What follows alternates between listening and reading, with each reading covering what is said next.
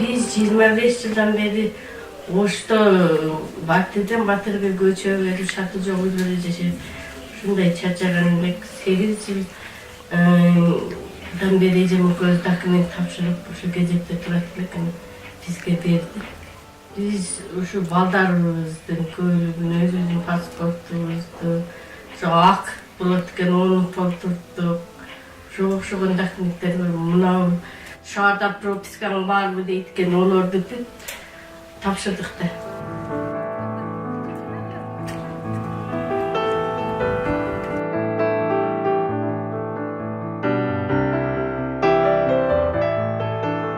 Bir gün 3 mayıp biz kızımda özümde gelinçegimde. Biz hiç qanday mındayda kıyınçılık, akça verүү, başka bizde bolgon jok.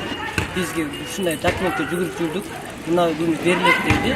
Келдик, күнүшүздүк, колубузга тапшырды, сүйүнүш менен кеттик.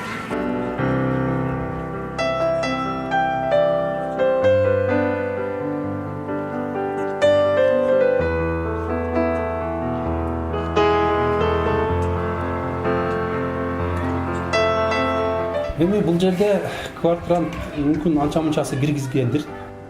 Бирок мен анча мынчасын дагы билем. Сурапта тактадым. Кээ бирлери мисалы үчүн ошол майып адам өзүнүн бирке алган пенсиясы менен өзүн эле эмес үй бүлөсүн да бага алат.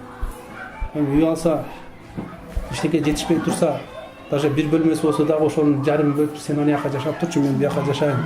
Студенттерди мүмкүн киргизгендир.